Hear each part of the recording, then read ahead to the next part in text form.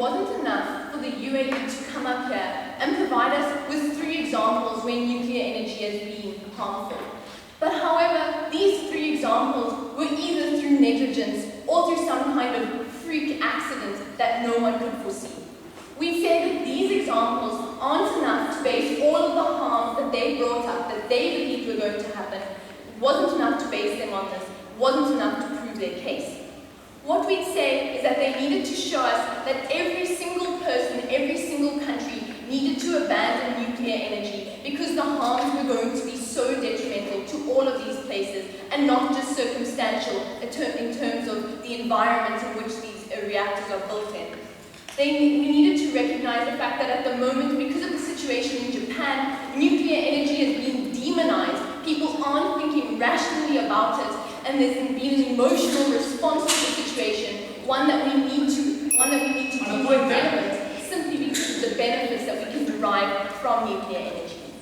And so let's look at some rebuttal to what's come up to the side of the house, from the side of the house. And firstly, what we'd say, ladies and gentlemen, is that we've had an opposition who's running away from the rebuttal that we've brought up and running away from the attacks that we've brought to them.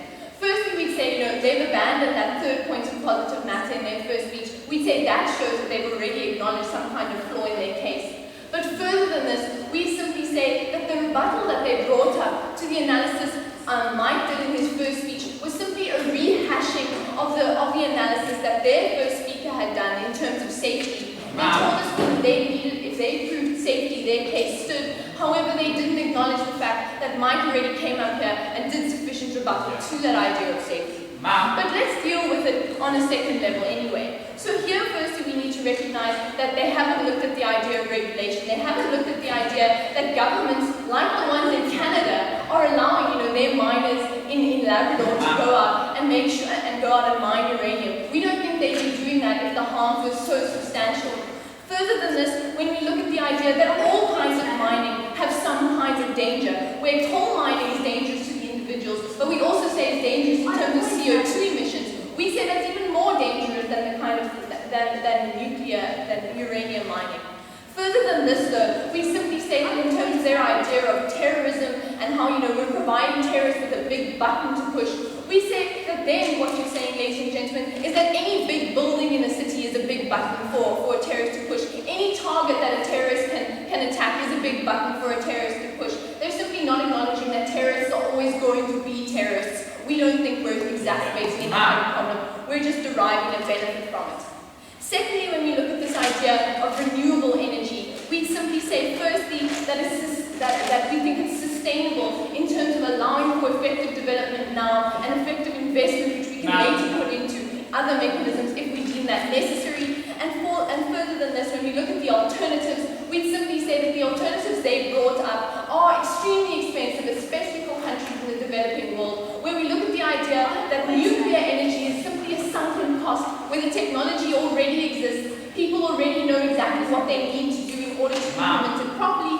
And so what we would say is that rather than having to go out and develop new means in a place where the infrastructure never existed before, because we would say green technology is already very experimental, we simply believe that the map they brought up in terms of renewable alternatives doesn't stand and doesn't allow for the effective development. But I'm going to be showing you more of this in terms of my point of research and development, and I'm going to be dealing with that right now. So let's look at what happens when we start to abandon nuclear energy. And here we say that it discourages research and development, and we say that this is harmful in 2 ways.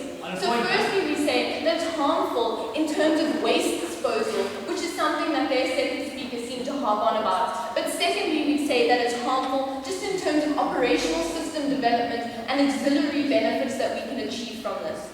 So in terms of waste disposal, firstly we need to recognize the context of this, where we already have nuclear reactors, we already have nuclear waste that exists, and we think that simply abandoning nuclear energy isn't going to remove this waste, isn't going to dispose of this waste. It's simply going to leave it in Algeria or wherever it is that France dumped it.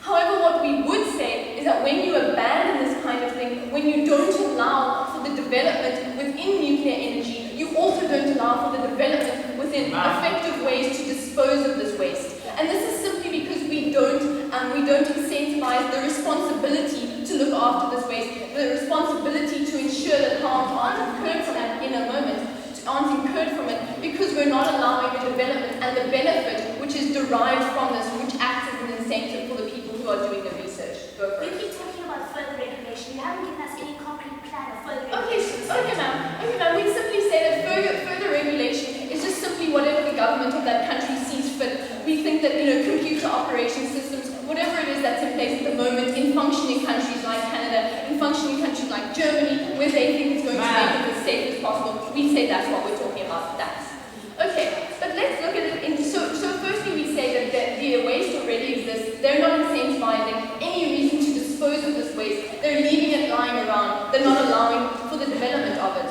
But further than this, we say that they decrease auxiliary benefits in terms of development in things like operational systems, where we see the technologies that's needed in these kind of nuclear plants are things like computer systems, are things like operational systems, simply because of the advanced nature of these plants.